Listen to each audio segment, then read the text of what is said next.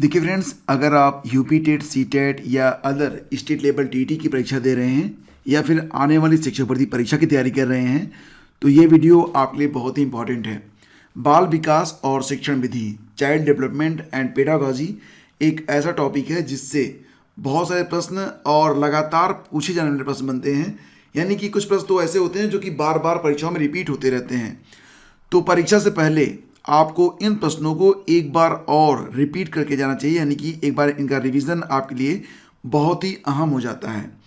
तो इस वीडियो में और ये सीरीज जो कि आज से स्टार्ट हो रही है, हम आपको ऐसे ही आयोग में बार बार पूछे जाने वाले प्रश्नों से अवगत कराएंगे, उनका रिवीजन करवाएंगे और साथ ही साथ आपको कुछ नए प्रश्न और नए फैक्ट से भी परिचित कराएंगे जो कि आने वाली परीक्षाओं के लिए बहुत ही उपयोगी रहेंगे। तो आइए सीरीज को स्टार्ट करते हैं। ये आज का पहला वीडियो होगा और पहले वीडियो का पहला क्वेश्चन आपके सामने है। गेस करिए कि बुद्ध के तरल क्रिस्टलीय प्रतिमान के प्रतिपादक कौन थे। ये प्रश्न कई बार यूपी टेट और सी टेट की परीक्षा में पूछा गया है। बुद्ध के तरल क्रिस्टलीय प्रतिमान के प्रतिपादक कौन थे? कैटल, थॉर्नडाइक, वर्नन या फिर स्किनर। सही जवाब क्या होगा? ऑप्शन ए यानी कि कैटल। इनका पूरा नाम था आरबी कैटल और आरबी कैटल के मुताबिक बुद्ध के जो तरल क्रिस्टलीय प्रतिमान हैं उसके अंतर्गत दो प्रकार की बुद्धि होती है। कौन कौन सी? तरल बुद्धि और ठोस बुद्धि। ठीक है, आगे बढ़ते हैं। शिक्षण हेतु मानसिक उद्वेलन, इसको आप ब्रेन स्टॉर्मिंग भी कहते हैं, मानसिक उद्वेलन को। तो शिक्षण के लिए मानसिक उद्वेलन यानी कि ब्रेन स्टॉर्मिंग प्रतिमान का प्रयोग निम्न में से किसके सुधार के लिए किया जाता है? समझ, अनुप्रयोग, क्रिएटिविटी यानी कि सृजनात्मकता या फिर समस्या समाधान। सही उत्तर हो जाएगा ऑप्शन सी। याद रखिएगा, शिक्षण के लिए जो ब्रेन स्टॉर्मिंग मेथड है, जो ब्रेन स्टॉर्मिंग मॉडल है, इसका प्रयोग क्रिएटिविटी यानी कि सृजनात्मकता को बढ़ाने के लिए किया जाता है। तो विकल्प सी इसका करेक्ट है। गोलमैन का संबंध किससे है? गोलमैन का संबंध किससे है? तो सामाजिक बुद्धि, संवेगात्मक बुद्धि, आध्यात्मिक बुद्धि या फिर सामान्य बुद्धि। इसका उत्तर क्या हो जाएगा? ऑप्शन बी यानी कि संवेगात्मक बुद्धि, दैट इज इमोशनल इंटेलिजेंस। ठीक है। अच्छा, एक प्रश्न और आपसे जो कि बहुत ही इंपॉर्टेंट है। बताइए कि संवेगात्मक बुद्धि नामक किताब को किसने लिखा है? ये प्रश्न नया है लेकिन बहुत ही इंपॉर्टेंट है। संवेगात्मक बुद्धि नामक किताब को किसने लिखा है? इसका उत्तर हो जाएगा ऑप्शन सी, डेनियल गोलमैन। ठीक है, तो डेनियल गोलमैन की किताब है और अभी भी हमने पढ़ा है इनके बारे में कि इन्होंने संवेगात्मक बुद्धि का सिद्धांत भी दिया है। ठीक है, आगे बढ़ते हैं और अगला क्वेश्चन है, क्रिया प्रसूत अनुबंधन सिद्धांत किसकी खोज है? ये प्रश्न तो बहुत बार आपने पढ़ा होगा, क्रिया प्रसूत अनुबंधन सिद्धांत। तो यहाँ पर मैं बहुत अधिक डिटेल में नहीं जा रहा हूँ क्योंकि मुझे पता है कि सारी थियरीज आपने पढ़ रखी हैं, आपकी परीक्षाएं बहुत ही निकट हैं। मैं बस यहाँ पर आपका रिवीजन करवाऊंगा ताकि एग्जाम में किसी भी प्रकार की हड़बड़ी में आप इन प्रश्नों को गलत करके ना आ जाएं। देखिए दोस्तों, होता क्या है कि अगर कोई प्रश्न ऐसा है जिसमें सभी के सभी लोग कंफ्यूज हैं तब तो कोई बात नहीं, लेकिन कोई प्रश्न ऐसा है जिसमें सभी लोग श्योर हैं और आप कंफ्यूज हैं, तो यहीं से जो असफलता है उसके द्वार खुल जाते हैं।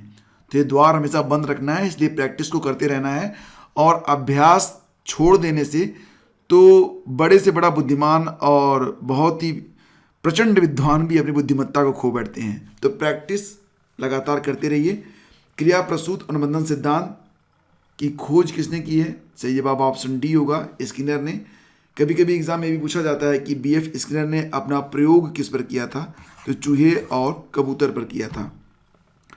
सीखने में प्रयास व भूल के सिद्धांत का प्रतिपादन किसने किया? ट्रायल एंड एरर मेथड, याद है ना? तो ट्रायल एंड एरर मेथड का प्रतिपादन किया गया था थॉर्नडाइक के द्वारा। इसे उद्दीपन अनुक्रिया सिद्धांत भी कहते हैं, आपको याद आया होगा। संबंधवाद या बंधन सिद्धांत भी कहते हैं। सूझ या अंतर्दृष्टि का जो सिद्धांत है वो दिया गया था कोहलर के द्वारा। अनुकूलित अनुक्रिया का सिद्धांत किसने दिया है? पाओलो के द्वारा। अब ये सभी लाइनें यहाँ पर आपको याद होनी चाहिए, इसको नोट करते रहिएगा। पीडीएफ को डाउनलोड कर लीजिएगा, लिंक वीडियो के डिस्क्रिप्शन में रहेगा। और गेस्टाल्ट वैज्ञानिकों के अंतर्गत कौन कौन से वैज्ञानिक आते हैं जिनको गेस्टाल्ट वैज्ञानिक कहा जाता है? इसमें कोहलर, कोफा और वर्दाइमर का नाम आता है। ठीक है, तो ये फैक्ट भी याद रखना। फ्रायड के अनुसार हमारे मूल्यों का आंतरिकीकरण किस में होता है? इदम, अहम या पराहम या फिर परिस्थितियां? सही जवाब इसका ऑप्शन सी होगा, यानी कि पराहम। तो सिगमंड फ्रायड ने व्यक्तित्व को स्पष्ट करने के लिए मनोविश्लेषणात्मक सिद्धांत का प्रतिपादन किया था। व्यक्तित्व के मनोविश्लेषणात्मक सिद्धांत के दो प्रमुख कंसेप्ट जो थे, संप्रत्यय थे, कौन कौन से थे? पहला था कि चेतन, फिर अर्धचेतन। आप याद करते हुए आगे बढ़िए। चेतन, अर्धचेतन और अचेतन, ठीक है। और जो दूसरा है वो कौन सा है? इसमें यही आते हैं तीनों, इदम, अहम और पराहम, ठीक है। तो फ्रायड ने व्यक्तित्व संरचना में इदम, अहम और अत्यहम यानी कि पराहम, इन तीनों तत्वों का विशेष महत्व दिया है। उनके अनुसार जब ये तीनों तत्व एक दूसरे के साथ समन्वित होकर कार्य करते हैं तो व्यक्ति अपने वातावरण के साथ प्रभावशाली ढंग से समन्वय स्थापित कर पाता है। तो इदम को ईड भी कहते हैं, आईडी। तो व्यक्ति को अपनी दमित इच्छाओं की तत्काल पूर्ति करने के लिए या प्रयास करने के लिए उकसाता है। और इसके बाद अगर बात करें अहम के बारे में, अहम को ईगो कहते हैं, ईगो। तो देखो यहाँ पर, और पराहम, इसको क्या कहते हैं? इसको कहते हैं सुपर ईगो, ठीक है, सुपर ईगो। तो ईड क्या करता है? ईड व्यक्ति को अपनी दमित इच्छाओं की तत्काल पूर्ति करने के लिए प्रयास करने हेतु उकसाता है, जबकि जो पराहम है, सुपर ईगो है, वह सामाजिक मान्यताओं और परंपराओं के अनुरूप कार्य करने की प्रेरणा देता है। अगर हम ईगो की बात करें तो इन दोनों के मध्य अंतर्क्रिया करके व्यक्ति को वास्तविक धरातल पर तालमेल बैठाने का प्रयास करता है। इसलिए तो इसे हमने यहाँ पर बीच में रखा है, ठीक है। तो इसको अब आप याद रखिएगा। आगे बढ़ते हैं। व्यवहारवादी यानी कि किस व्यवहारवादी ने कहा है कि मुझे नवजात शिशु दे दो, मैं उसे डॉक्टर, वकील, चोर या जो चाहूँ बना सकता हूँ। ये स्टेटमेंट आपने 100 बार सुना होगा, लेकिन इसका मतलब ये स्टेटमेंट किसका है ये जरूर याद रखिएगा। एग्जाम में गलत बिल्कुल मत करिएगा। इसका उत्तर हो जाएगा वाटसन, यानी कि विकल्प सी इसका यहाँ पर करेक्ट है। वाटसन एक अमेरिकी मनोवैज्ञानिक थे और व्यवहारवादी मनोवैज्ञानिकों में वो अग्रणी माने जाते हैं।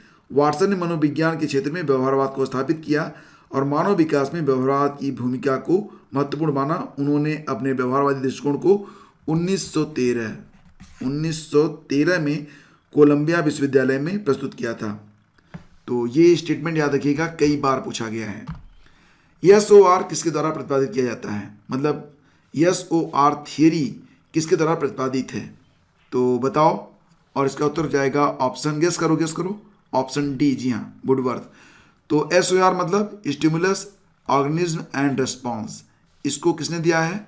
अमेरिकी वैज्ञानिक वुडवर्थ ने। तो बहुत इंपॉर्टेंट क्वेश्चन है, विकल्प डी इसका उत्तर है।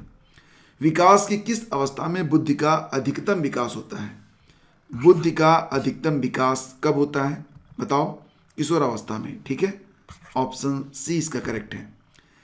मेंटलिटी ऑफ ओप्स नामक किताब किसने लिखी है? मेंटलिटी ऑफ ओप्स, तो ये जो किताब है ये किसके द्वारा लिखी गई है? ऑप्शन बी यानी कि कोहलर के द्वारा। तो अभी मैंने आपको बताया कि सूझ या अंतर्दृष्टि का सिद्धांत देने वाले जो वैज्ञानिक हैं उनका नाम क्या है? जर्मनी के हैं ये, इनका नाम वोल्फगैंग कोहलर है। 1925 में उन्होंने ये किताब लिखी थी, मेंटलिटी ऑफ ओप्स। तो ये काफ़ी चर्चित किताब रही है कोहलर की। विकल्प बी इसका सही होगा। और इन्होंने जो प्रयोग किया था किस पर किया था? एक चिंपांजी पर किया था जिसका नाम सुल्तान था, ठीक है। अधिगम में प्रभाव का नियम किसने दिया है? अधिगम में जो प्रभाव का नियम है, 3 नियमों में से एक नियम है ये, ठीक है। कौन कौन से नियम है याद करो। प्रभाव का नियम किसने दिया है? सही जवाब किसका क्या हो जाएगा? थॉर्नडाइक, ठीक है। तो थॉर्नडाइक ने अधिगम या सीखने के 3 नियम दिए थे। तत्परता का नियम, ठीक है, रेडीनेस, प्रभाव का नियम यानी कि इफेक्ट, और अभ्यास का नियम, ठीक है, एक्सरसाइज। तो यहाँ पर प्रभाव का नियम किसने दिया? थॉर्नडाइक ने। विकल्प डी आपका करेक्ट होगा। प्रासंगिक अंतर्बोध परीक्षण यानी कि टीएटी का विकास किसने किया? ये प्रश्न भी कई बार रिपीट हो रहा है। टीएटी का विकास किसने किया था? सही जवाब इसका हो जाएगा ऑप्शन सी, मुरे। तो टीएटी यह एक व्यक्तित्व मापन सिद्धांत है। 1935 में हार्वर्ड विश्वविद्यालय के शिक्षक एस ए मुरे ने इसका प्रतिपादन किया। टीएटी परीक्षण में क्या होता है? 31 कार्डों का प्रयोग होता है, एक कार्ड वाइट होता है। किसी भी व्यक्ति के व्यक्तित्व का परीक्षण करने के लिए उसे 20 कार्ड अधिकतम दिए जाते हैं और इस पर अलग अलग तस्वीरें बनी होती हैं। उन्हीं तस्वीरों के आधार पर 5 मिनट में उस व्यक्ति से एक कहानी गढ़ने को कहा जाता है। उसके बाद उसी कहानी के आधार पर व्यक्ति के बारे में अनुमान लगाया जाता है। ठीक है, इसके बाद देखिए अगला क्वेश्चन, और अगला क्वेश्चन होगा संप्रत्यय निर्माण का प्रथम सोपान क्या है। संप्रत्यय मतलब कंसेप्ट होता है। ठीक है, तो इसका जो प्रथम सोपान है वो क्या है, ये आपसे यहाँ पर पूछा जा रहा है, तो ध्यान से देखिए। और इसका सही उत्तर क्या होगा, ऑप्शन सी होगा, यानी कि प्रत्यक्षीकरण। ठीक है, तो प्रत्यक्षीकरण है इसका सही उत्तर, ये जरूर याद रखिएगा। और इसी के साथ चलिए आगे बढ़ते हैं। देखो, संप्रत्यय निर्माण के 3 सोपान होते हैं, प्रत्यक्षीकरण, विभेदीकरण, पृथक्करण और सामान्यीकरण। तो ये अलग अलग स्टेप्स हैं। इसमें जो पहला है वो प्रत्यक्षीकरण है, तो ऑप्शन सी इसका करेक्ट हुआ। अंतर्मुखी, बहिर्मुखी तथा उभयमुखी व्यक्तित्व का वर्गीकरण किसके द्वारा किया गया है। अंतर्मुखी, बहिर्मुखी, उभयमुखी व्यक्तित्व का वर्गीकरण किया गया है किसके द्वारा। सही जवाब इसका हो जाएगा ऑप्शन बी, यूंग के द्वारा। यूंग जो थे ये स्विट्जरलैंड के मनोवैज्ञानिक थे। गुणों के आधार पर यूंग ने व्यक्तित्व का वर्गीकरण किया है। इसमें उन्होंने व्यक्तित्व को अंतर्मुखी, बहिर्मुखी और उभयमुखी में विभाजित किया था। किस मनोवैज्ञानिक ने सीखने की सामग्री के रूप में निरर्थक शब्दों का प्रयोग किया है। सीखने की सामग्री के रूप में निरर्थक शब्दों का प्रयोग किया गया है किसके द्वारा, एबिंगहॉस के द्वारा। जरूर याद रखना है इसको, और सही जवाब इसका ऑप्शन सी होगा, एबिंगहॉस। चिंतन संज्ञानात्मक पक्ष में एक मानसिक क्रिया है। चिंतन संज्ञानात्मक पक्ष में एक मानसिक क्रिया है किसका स्टेटमेंट है। इसका उत्तर हो जाएगा ऑप्शन डी, यानी कि रॉस का। मानसिक आयु के प्रत्यय का सर्वप्रथम प्रयोग किसने किया। मेंटल एज का जो कंसेप्ट है उसका प्रयोग सबसे पहले किया गया था विनय साइमन के द्वारा। विनय साइमन का जो बुद्धि परीक्षण सिद्धांत था वो कब आया था, 1905 में आया था। ठीक है, जब बंगाल का विभाजन हुआ था उसी साल आया था। रिलेट कर लीजिए, आपको स्टैटिक जीके भी याद रहेगी। तो 1905 में विनय ने अपने सहयोगी साइमन के साथ पहला सफल बुद्धि परीक्षण किया था। सर्वाइवल ऑफ द फिटेस्ट सिद्धांत किसने दिया। लैमार्क, हैरिसन, डार्विन या मैकडूगल। जी हाँ, डार्विन ने, ऑप्शन सी। सुबह का जो सेशन होता है जिसमें हम आपसे दिन भर के रोजगार वगैरह के बारे में बात करते हैं, उसमें मैंने आपको बताया था डार्विन के इसी सिद्धांत के बारे में, सर्वाइवल ऑफ द फिटेस्ट। तो अब एक प्रश्न आपसे होगा, बताओ कि संवेग व्यक्ति की उत्तेजित दशा है किसका स्टेटमेंट है। मान लो कि आप एग्जाम में हो, प्रश्न आया हुआ है, पियाजे, वुडवर्थ, वैलेंटाइन, रास, ये 4 विकल्प हैं, कौन सा गेस करोगे। उत्तर मैं दूंगा आपके अगले वीडियो में। शीघ्र ही इसका नेक्स्ट पार्ट भी अपलोड होगा। वीडियो पसंद आ रहा है तो इसे लाइक और शेयर जरूर कर देना। बहुत बहुत धन्यवाद, थैंक यू सो मच।